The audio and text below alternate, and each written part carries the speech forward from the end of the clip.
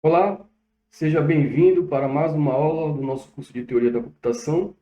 E na aula de hoje vamos falar sobre hierarquia de Chomsky. Bom, primeiro, vamos conhecer um pouco do quem é, né, Noam Chomsky. Então, Noam Chomsky ele é um linguista, né, que impulsionou o estudo sistemático das linguagens formais no final da década de 50.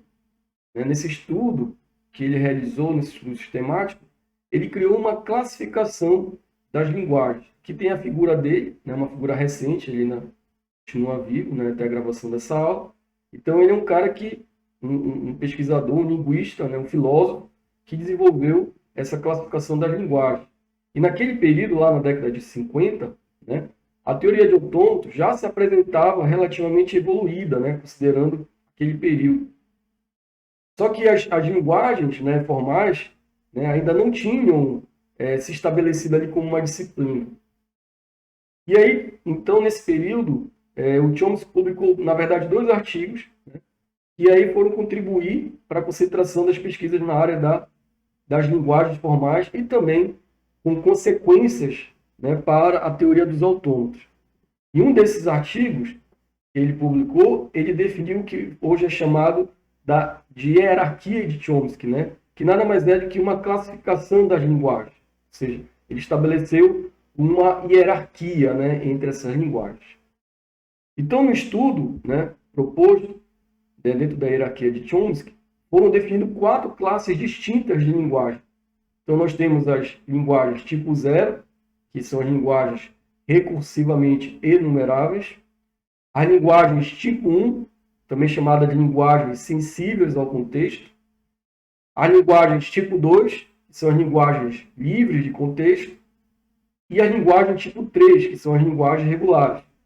Veja que eu já coloquei aqui de uma forma que já tem uma hierarquia, né? A tipo 0 é a linguagem mais geral, a tipo 1 vem depois, tipo 2, sendo a tipo 3 as mais simples, a linguagem mais simples dentre elas. Tá?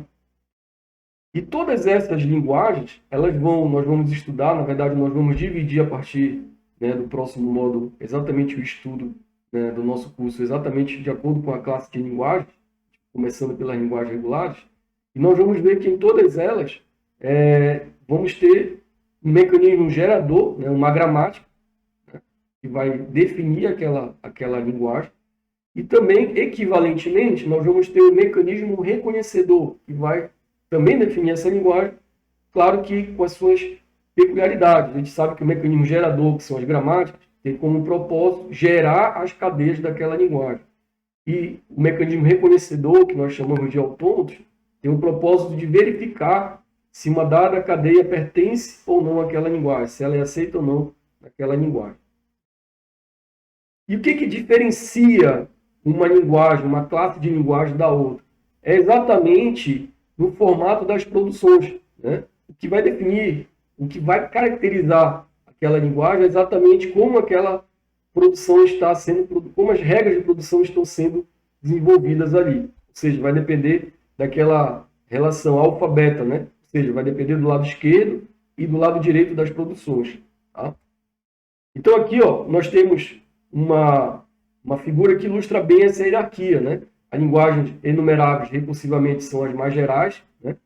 Aí, as linguagens sensíveis ao contexto vem logo em seguida, as linguagens livres de contexto aqui, né, um pouco mais abaixo, e as mais simples, as linguagens regulares.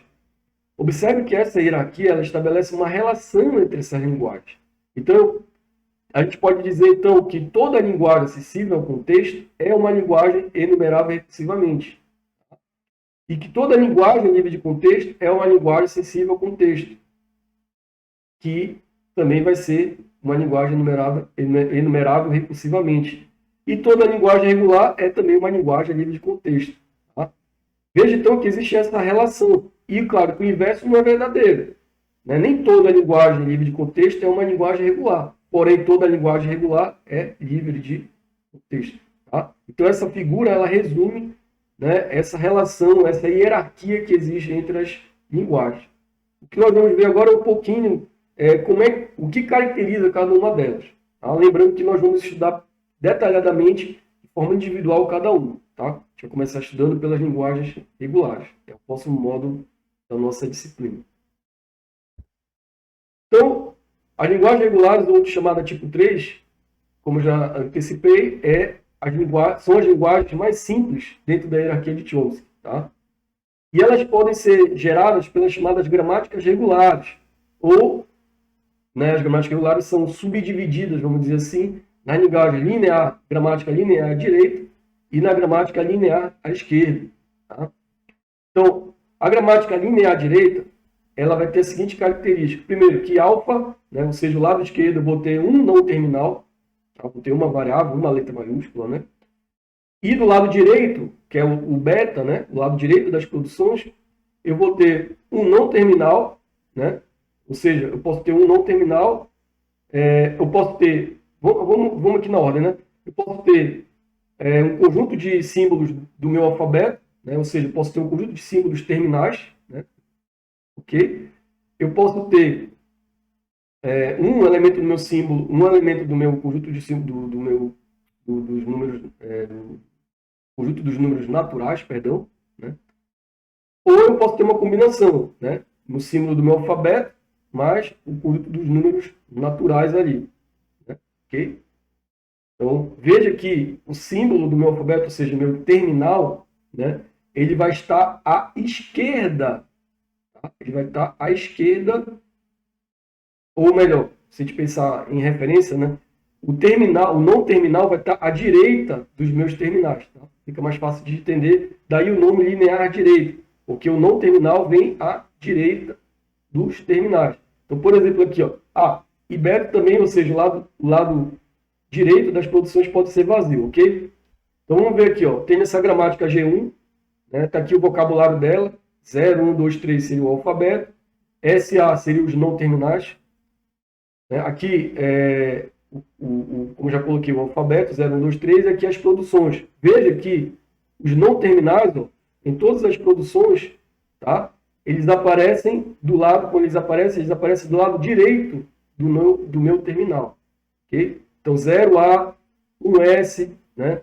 S que implica em A que implica em 2, né? A que implica em 3. Então, veja que sempre que aparecer o não terminal do lado direito das produções, o não terminal vai ficar à direita dos terminais, ok? Já eu tenho aqui a gramática linear à esquerda, né? E também, do lado esquerdo das produções, eu vou ter um não terminal, e do lado direito, a diferença para a linear à direita é que a linear à esquerda, o não terminal vai aparecer à esquerda do terminal. Tá? Então, novamente, aqui eu tenho uma gramática G2. Observe agora que aqui a diferença é que, veja, que o não terminal ele está à esquerda do terminal. Tá? Então, S2 ou S3. Então, o não terminal vem antes do meu terminal. Tá? A minha variável, né, que a gente chama de não terminal, vem antes do meu terminal, ok? Essa é a diferença e nós vamos falar mais ainda lá no próximo módulo sobre linguagens regulares, tá? E como é que seria a característica de uma linguagem livre de contexto ou linguagem tipo 2?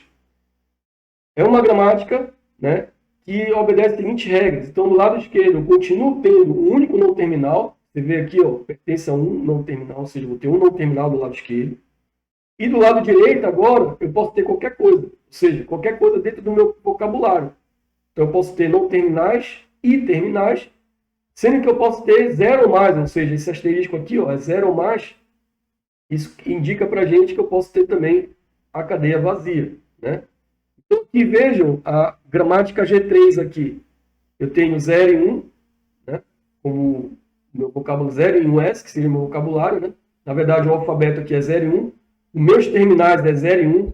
Lembre que na nossa notação, os terminais, a gente representa, a gente representa por letra minúscula do alfabeto, ou números, né? E os nossos não terminais, que são as nossas variáveis, a gente representa por letra maiúscula, tá? Então, observe que aqui agora, olha, eu posso ter qualquer coisa do lado direito, né? Do lado esquerdo, eu continuo tendo um único símbolo não terminal, tá? Essa é a principal restrição das linguagens de contexto. Contudo, no lado direito, eu posso ter qualquer coisa, incluindo vazio. Então, as gramáticas desse tipo, geram as linguagens denominadas livres de contexto. Olha aqui, toda gramática do tipo 3 é também uma gramática do tipo 2. Então, toda gramática linear à direita ou linear à esquerda, ou uma gramática regular, né, é também uma gramática livre de contexto. Mas nem toda gramática livre de contexto é uma gramática linear à direita ou linear à esquerda, ou simplesmente uma gramática regular. Ok? Então, observe que as duas gramáticas anteriores, as gramáticas G1 e a G2, elas são lineares, né? Ou seja, elas são regulares e livres de contexto. Já essa gramática G3 aqui, ela é livre de contexto apenas. Porque, olha, observe que aqui eu tenho, nessa produção, eu tenho 0, S e 1. Eu não posso ter aqui, né, depois do meu não terminal, outro terminal ou uma outra variável. Né? Porque a produção, a regra diz lá numa gramática linear que eu tenho que ter símbolos do meu alfabeto e um não terminal. E esse não terminal ele pode aparecer antes do meu conjunto de símbolos terminais, e aí eu tenho uma gramática linear à esquerda, ou depois, aí eu tenho uma gramática linear à direita, certo? E nós temos também as gramáticas sensíveis ao contexto, já é uma gramática um pouco mais, uma linguagem um pouco mais abrangente do que as gramáticas, as linguagens livres de contexto. A gente vai entender por que esse nome sensível ao contexto. Né? Mas uma gramática é sensível ao contexto se ela obedecer as seguintes regras. Primeiro, veja agora que no lado esquerdo das produções, ou seja, em alfa, eu vou ter que ter pelo menos um não terminal, tá vendo? Tem que ter pelo menos um não terminal. E aí eu posso ter, ao lado desse não terminal, eu posso ter qualquer coisa do meu vocabulário, incluindo vazio, e do lado direito eu posso ter também qualquer coisa, incluindo vazio. Essa é a diferença. Né? E do lado direito das produções, ou seja, em relação a beta, eu posso ter qualquer coisa do meu vocabulário, incluindo também a cadeia vazia. Contudo, tá? Aqui tem uma terceira regrinha, uma terceira propriedade que diz que o lado direito tem que ser maior ou igual que o lado esquerdo. Ou seja, que alfa, tamanho, a quantidade de símbolos aqui para o lado direito, tamanho de beta, tem que ser maior ou igual ao tamanho dos símbolos aqui do lado esquerdo, ou seja, o tamanho de alfa. Tá? Então, muito importante essa definição. Tá? Por isso que nós chamamos essa linguagem de sensível ao contexto, porque ela depende do contexto, ou seja, o lado esquerdo vai depender do tamanho do lado direito. Né? Há uma relação de dependência do tamanho de um lado e de outro. Na linguagem anterior, né, a única restrição é que do lado esquerdo eu tinha que ter um não terminal, e no máximo isso. Mas do lado direito podia ter qualquer coisa, ou seja, por isso que era livre de contexto. Aqui não, ela é sensível ao contexto, porque o lado direito das produções tem que ser maior ou igual que o lado esquerdo. Esse tipo de gramática, então, se a gente analisar, ela não vai permitir a priori gerar a cadeia vazia. É comum considerar L sendo sensível ao contexto, mesmo que a cadeia vazia pertence a L. Se L menos a cadeia vazia puder ser gerada por uma gramática sensível ao contexto, a gente tem, então, essa gramática aqui como exemplo. Né? Eu tenho aqui a gramática A, B, C, né? S, X, Y, que é o conjunto, aqui eu tenho o vocabulário dela, A, B, C. Então, veja que essa gramática, né? Por mais que a linguagem permita a cadeia vazia, essa gramática não vai gerar a cadeia vazia, né, dessa linguagem. Porque simplesmente não tem como gerar, né? A priori a gramática não tem. Mas eu posso considerar, mesmo não gerando a cadeia vazia, que pertence à linguagem, eu posso considerar que essa linguagem ela é uma linguagem sensível ao contexto. Tá? Então, o que a gente pode resumir aqui? Que as gramáticas lineares G1 e G2 também são sensíveis ao contexto. Elas são sensíveis ao contexto. A gramática livre de contexto G3 não é sensível ao contexto. Tá? Por quê? Porque ela gera, né, uma cadeia vazia. Né? E a gente sabe que as linguagens sensíveis ao contexto, elas não permitem a priori, né, ou a gramática, né, sensível ao contexto, não permite a priori gerar a cadeia vazia. Tá? Então a gente não pode dizer que a gente não pode dizer que a gramática G3 que é livre de contexto, a gente não pode dizer também que ela é sensível ao contexto, porque simplesmente ela gera produção vazia. Tá? Então, isso aqui é importante entender. Tá? Fazendo um resumo aqui para ser mais claro, que as gramáticas sensíveis ao contexto, a priori, ela não gera a cadeia vazia, mas isso não implica que eu não possa criar uma gramática livre de contexto para uma linguagem que também aceita a cadeia vazia. Tá? É claro que quando eu gerar essa gramática, né, quando eu definir essa gramática, a linguagem que essa gramática vai definir vai acabar não gerando essa cadeia vazia, ok? Então isso é uma coisa interessante aí das linguagens sensíveis ao contexto. As linguagens recursivamente enumeráveis são as mais gerais, são as também chamadas de irrestritas, né? Então, uma gramática recursivamente enumerável e restrita se obedecer as seguintes regras. Alfa vai pertencer, né? Veja que do lado de esquerdo agora, né? Ou seja, alfa pode ter qualquer coisa, né? Do lado esquerdo, mas tem que ter pelo menos um não terminal, ou seja, ela é similar às sensíveis ao contexto, tá? Nesse aspecto aqui. Então, do lado esquerdo eu posso ter qualquer coisa, mas tem que ter um não terminal. E beta pertence a qualquer coisa, né?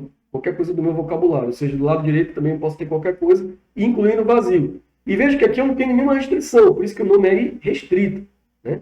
Então aqui eu tenho uma gramática G5, veja, né? Que eu tenho aqui, ó, do lado esquerdo aqui eu tenho só um não terminal, mas do lado direito eu posso ter qualquer coisa, né? S implica em AXA, veja que aqui eu tenho XA, mas sempre aqui, ó, eu tenho que ter pelo menos um não terminal, né? E veja que aqui agora ele gera a cadeia vazia, quer dizer, o lado direito aqui, ó, né, é menor do que o lado esquerdo, né? O lado direito é menor que o lado esquerdo, e não pode, se fosse pensar no acessível ao contexto. Mas aqui na restrita pode. Por exemplo, aqui, ó, o lado direito também, né, é menor do que o lado esquerdo, né? Isso lá no acessível ao contexto não poderia, mas aqui na restrita pode. Essa é a diferença da sensível ao contexto para a irrestrita, tá? Então, todas as gramáticas vistas anteriormente, G1, G2, G3, G4, são todas irrestritas. Okay? Então, resumindo, toda linguagem, né, do tipo I, onde I varia entre 0 e 3, é gerada por uma gramática do tipo I. Tá? E toda linguagem do tipo I, em que I varia de 1 até 3, é também uma linguagem do tipo I-1, né, dentro da hierarquia ali. Então, por exemplo, se eu pegar aqui a linguagem tipo 2, né, ela é também uma linguagem tipo I-1, ou seja, 2 menos 1, ela é também uma linguagem tipo 1. Então, se eu pegar uma linguagem tipo 3, ela é também uma linguagem tipo 2. L será do tipo 1, né? Se, olha lá, L, vamos lá, isso aqui é importante, será do tipo 1, ou seja, sensível ao contexto, né? Se e somente se L, né, não tiver a cadeia vazia, ou L, não for, L menos vazio for gerada por alguma gramática do tipo 1. L menos a cadeia vazia for gerada por alguma gramática do tipo 1. Porque a gramática do tipo 1, ela, que é a gramática acessível ao contexto, a priori, ela não gera cadeia vazia.